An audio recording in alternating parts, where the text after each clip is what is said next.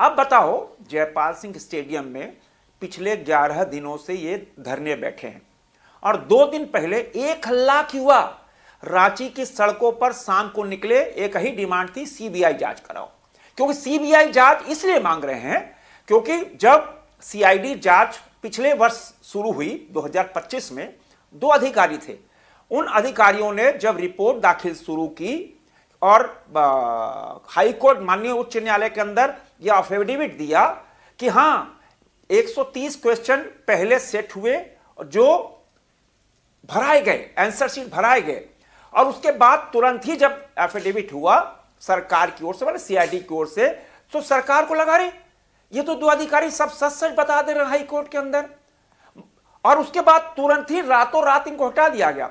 फिर दूसरा एफिडेविट सितंबर 25 में ठीक है, नहीं वो ठीक नहीं था, ये तो संजोग था। अरे भाई, ये संजोग आपके अधिकारी ने माननीय उच्च न्यायालय में दाखिल किया, आप उसको संजोग बोल रहे हो, तो इनकी नीयत सही नहीं है। क्यों? क्योंकि इसमें बड़ी मछलियां फंस रही हैं। अब आप बताओ, जेपीएससी में पूर्व मुख्य सचिव ख्यांगते जी हैं। अब ख्यांगते जी को यह नहीं मालूम कि टीडीपीएल जो परीक्षा लेने वाली एजेंसी है उसका प्रमुख कौन है? क्या हो सकता है? क्या यह संभव है? क्या उसको जानते नहीं है? अब टीडीपीएल को, जो परीक्षा लेने वाली एजेंसी थी, जिसको उत्तर प्रदेश सरकार ने डीबार किया, ब्लैक लिस्टेड किया, आपके जेपीएससी ने ब्लैक लिस्टेड किया, तो कौन सा जादू था, क्या था? फिर 4 साल के लिए आपने फिर टीडीपीएल को परीक्षा लेने के लिए अधिकृत कर दिया। कहीं ना कहीं तो दाल में काला है या काले में दाल मिली हुई है।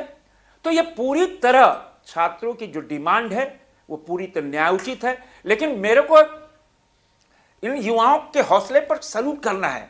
क्या हौसला है साहब! पिछले 11 दिनों से रांची के अंदर भारी बारिश है, वहां त्रिपाल लगाना चाहते थे छात्र, लगने नहीं दिया, प्लास्टिक लगाया, प्लास्टिक हटा दिया, और कल रात तो हद हो गई कि वहां की बिजली काट दी गई। जयपाल सिंह स्टेडियम, जहां हमारे हजारों बच्चे धरने बैठे हैं, जिसमें सैकड़ों की संख्या में हमारी बेटियां बैठी हैं, वहां बिजली काट दी गई।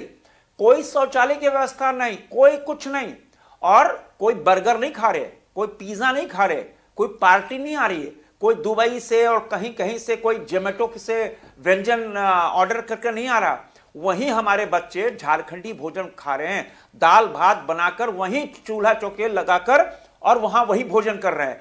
और पूरी तरह उन्होंने कहा यह आंदोलन पूरी तरह गैर राजनीतिक है, किसी भी अभद्र भाषा का कोई प्रयोग नहीं होगा, कोई अभद्र व्यवहार नहीं होगा, हम सब संस्कारी रूप में लोकतांत्रिक पद्धति से विरोध करेंगे।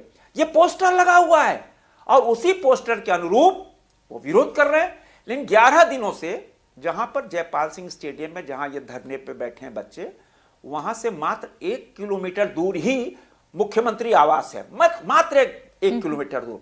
उनकी आवाज मुख्यमंत्री के घर तक जाती होगी।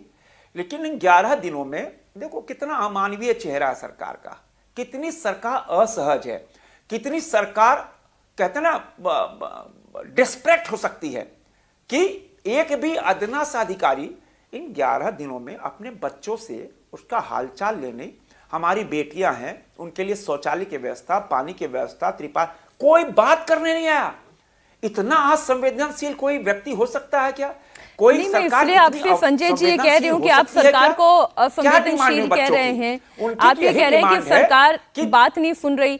ये तमाम बातें आपकी बिल्कुल ठीक है, बड़े संवेदनशीलता के साथ छात्र भी अपनी मांग उठा रहे हैं, लेकिन क्या उनकी मांगों पर सरकार विचार करेगी भी? 11 दिन हो गए हैं और 3 दिन तो भूख हड़ताल के हो गए हैं। जो छात्र नेता है महतो 3 दिन से भूख हड़ताल पर हैं, लेकिन इसके बावजूद सरकार की तरफ से कोई नुमाइंदा नहीं पहुंचा है। कब तक सुनी जाएगी इनकी बात? और बतौर विपक्ष आपकी जिम्मेदारी भी बहुत बड़ी है सर। दिनों में एक भी नुमाइंदा, एक भी अदना सा अधिकारी नहीं पहुंचा। मीनाक्षी जी, मैं यही बात कर रहा हूं। और मैं तो हमारे चांदी के चम्मच से खाने वाले राजकुमार जो हैं राहुल गांधी, उनको चुनौती देता हूं कि आप कहां बिल में घुस गए हो? क्या झारखंड के बच्चे नहीं दिख रहे? क्या वो आंदोलन नहीं कर रहे? क्यों नहीं? आपसे मैं चुनौती देता हूं, चलो रांची चलो और मुख्यमंत्री आवास के सामने सड़क पर बैठ के धरना दो कि मुख्यमंत्री ही शिक्षा मंत्री हैं, मांगो इस्तीफा। किस तरह वहां पर नियुक्ति घोटाला हुआ, किस तरह पेपर लीक हुआ 2024, 25, 26। क्या बच्चों के भविष्य के साथ खिलवाड़ नहीं हुआ? क्या झारखंड के बच्चे नहीं है क्या?